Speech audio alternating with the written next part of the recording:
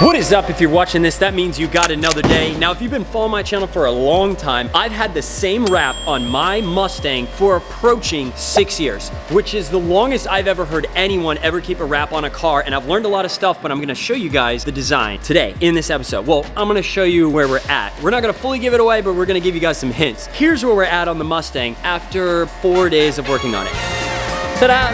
All you get is the satin black, and that is because this Mustang gave us so much trouble getting the old wrap removed. You want to see how bad it is? This is the wing with the glue from the previous vinyl literally cooked into the paint, and we're gonna have to remove this glue on this wing just like we did on many other parts of this car. And that's because you're not supposed to stay married to the same design for like 6 years, but you know what? I got pushed way back on the R8. This design was supposed to be done like 2 years ago. The R8 design was a disaster until Envious Detailing took over and was able to finish it in like a week's time frame. So now we're able to move on to the Mustang finally. I want to show you guys what went wrong in this, how Envious Detailing was able to fix a lot of the problems on this design, and tease a little bit what the final design is going to look like. Show you guys right now. Okay, now wrapping cars isn't just putting vinyl on the vehicle, especially when you have a design like this one. We're gonna head in here and I'm gonna show you guys, there is a computer element to this. You have to have a little more skill set than knowing how to work with vinyl. I'm Brett, I'm the marketing guy here at Envious Detailing. Right now we are finishing cutting out all of the individual die cut decals. You don't just type these into Microsoft Paint and put them out though. Vectorizing everything so that the computer knows what to do when it's trying to cut out to follow a certain path. You can't just go to Google like you print out stuff at your house, find an image and then click print and then just put it on your car as a sticker. It has to be something that's called a vector first. And a vector is a special kind of file where once it's created, you can make that as large or as small as you want and the plotter will still be able to cut sharp lines. I gave them a raw steak and they're taking the steak and figuring out how to season it and properly cook it so it tastes good. They can create the steak if you want them to start out from scratch with the design and then do the vectors. You guys are a one-stop shop. Yes. In theory. Okay, cool. Thank God. Oh, you say end take? No, in theory. So like, killing me! they can come up with a design, vectorize it, print it out, and put it on the car. You don't have to do any steps anywhere else, which makes these guys unique, because not a lot of places are like that. Some places you have to bring them everything, then they just wrap the car. Just because it looks good on the screen does not mean it's going to print out correctly. It doesn't match up panel to panel, because obviously trying to put a 2D image to be put on a 3D plane doesn't match. Print it, they'll put it on a car, see how it lines up, see how the colors are, maybe make some adjustments, print it out again until everything looks nice and floats on that 3D object that we talked about. And here's what it looks like when it comes out of the plotter. So from computer screen to vector to plotter, these decals are all now matching the design that we're going for and are ready to go onto the Mustang. Previous videos I've talked about why the installation and who you install with matters. Here's exactly what I'm talking about. This is a pile of parts that came off of my car to make sure we can get in every crevice and around every part of the car without just cutting at the edge, because things start to peel up and you don't get as good of an install. This is the difference between a place that's charging you know, 6 to 10 grand for a wrap versus $1,000 for a single color. The other thing is when you put this wrap on, if you're going to leave it on for as long as I did, which don't do it for 5 or 6 years, do it for like 2 to 3 max. That way it comes off easy and you can move on to the next color and not spend literally a week trying to pull the old stuff off. This is what it looks like completely disassembled so they can get everything that they need to. This caused more problems than anything else on the car. You can see the leftovers here. To get that out and to properly wrap around this with the new stuff, they have to pull this off. So see those little dots in here? There's a special tool that you use to twist this thing off. They went to 4 different stores looking for that tool, couldn't find it, found it in the 5th store, brought it over here and it snapped off. So they had to order another one, so we're waiting on that to be able to get just a little antenna thing off. Every car is different. Each wrap shop has to figure out how to deal with each car, because if you're dealing with, let's just say, a Challenger versus a Mustang, the disassembly and the assembly are going to be totally different on these vehicles for the most part, which means that you have to have guys that are mechanically inclined to some degree to be able to put the car back together. I have run into this problem with other wrap shops way in the past with my other vehicles, where I'll have them disassemble the car, reassemble the car, and hand me a bag of hardware that comes with the car because they didn't know where it all went back together. Plugs weren't put back in place, electronics were all acting funny, and then you have new problems and side quests to deal with in addition to your new wrap. So sometimes having it done for less isn't always the answer, because you might be paying for it on the back end. It's much like a surgery. You want your first surgery to be your most successful one in the same way that you want the wrap to be the most successful the first time you attempt it, and not try to go backwards and figure out what went wrong. Every little thing has to come off. We have handles, we have door jambs, we have weather stripping had to come off. Gas cap came off here, my taillights, my whole bumper, the deck lid, the badges, the wing, and you have to prep all these surfaces that have not seen the light of day probably since it left the factory. The edges right here on the top part, the hood came up, the hood scoop came out, the lights, the front bumper, all these, look at all these electronics that came out. So you got to make sure this stuff all gets plugged back in. There's so much attention to detail required to have a wrap done right the first time. And then underneath the engine, I'm just going to give you guys an update.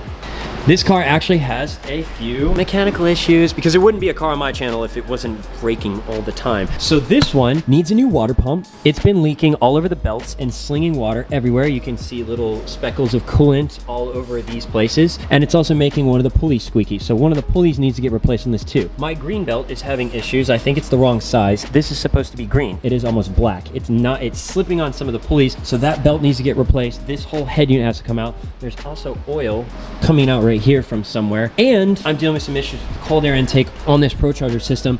This was cleaned like 200 miles ago. Look at how dirty it is.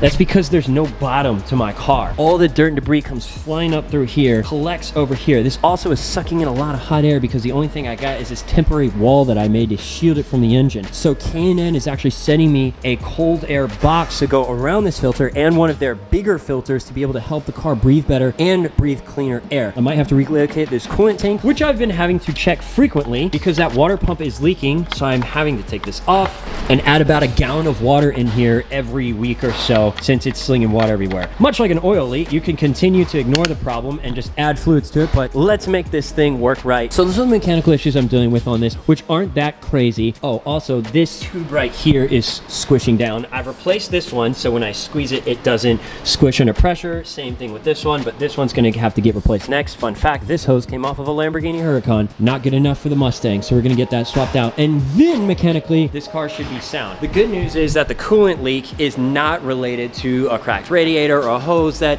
is severed or anything. It's just a water pump. A water pump is like a 1 to 2 hour-ish job on this car, and it's only about 100 bucks from Ford. So not an expensive part compared to, you know, a water pump on an R8. That is it for mechanical issues. And as an added bonus to this wrap job, we're going to handle a couple things like getting these headlights tinted and these little side markers tinted at the same time because they're already off the car. This is a great time to take advantage of that and have those done. I ordered a cheap tint package online for these side markers and these headlights, and over time, go figure, the film started to bubble, it started to fade kind of weird. It was also really thick and it wasn't a smooth material, and I put it on and I'm not even sure I cleaned the surfaces before I put it on, so it just was not a good look. So they're fixing all of that while the car is disassembled. These forged wheels were originally picked to go with the design that we're doing. They were never supposed to go with the camo design, but the forged wheels were made, and then the design install for this got pushed so far back with the R8 that I had this design with these wheels for almost a year. These retro 5-spoke wheels are gonna look so much better with the car. And of course, we got a fresh set of X-Comps on here so we can hook up and handle all the power of the ProCharger that's inside. We're gonna leave the interior as it is. Everything in here is nice, no need to switch that up, and we're gonna put the Roush badge back on the side here so that you guys know it's a factory Roush, and that will be the only bit of color on this car. All of my amazing sponsors like Adams Polishes, X-Comp, Bill Stein, and Longtail Rally are gonna be on back window right here, and we're going with a gradient similar to these where we're testing them out, so that way it's not like a plain white or plain black or anything like that. We want them to stand out a little bit, but we don't want them to take away from the overall design. My original idea was to keep those baby blue so that we can still kind of be true to the original color that this car was and that I'm known for, but baby blues seem to just detract from the overall stealthy vibe that we're going for with this car. So we're cutting all colors, all satin black and gloss black. Now the satin black gloss black idea originally came from the paint job that I had done on the R8 with Rosalio. Rosalio, I gave him literally every color to the rainbow and was like, dude, paint the R8 however you want. He decided to go with a matte, like a literal matte black base and then put gloss paint on top. I really like the look. So I was like, why don't we do that with this look? Because we're trying to figure out what color to put on top of the black. And we didn't want it to stand out too much. We wanted it to be subtle, but we wanted you to still be able to see the logos. And that's where the idea for the gloss black came from. So shout out to my guy, Rosalio, for that. Remember, I upload videos every single week at the same exact time. Make sure you subscribe to the channel and make sure you click that notification bell so you can be one of the first people to comment. I reply to literally every single comment on my videos. We're aiming for 50,000 subscribers. I'm going to keep uploading these videos with updates on the Roush and the Wrap, and at the same time, lots of fun stuff happening to the R8 right now. It's been down for about 2 months. It's got about 2 months left to go, and some more videos are gonna be coming out on the best mods for that car and how I was able to make this car faster than that R8. I end every single video by asking people for one goal, and we're gonna keep asking until we're able to actually accomplish that goal. And the goal that I'm going for is to meet John Bellion. So if anybody out there knows John Bellion, message me here, message me on Instagram, and I wanna make that happen so we can check it off and move on to the next thing. Remember, each one of my vlogs, I wanna teach you guys how I'm doing the things that I'm doing. Massive shout out to Envious Detailing for making this happen and fixing all of the crazy things that I bring to them, like a Mustang with a 6-year-old wrap that is impossible to take off. We will catch you guys at the next episode. Peace. I'ma lie to you just to get through the night with you. Hope that's alright. No, you lie to me. It's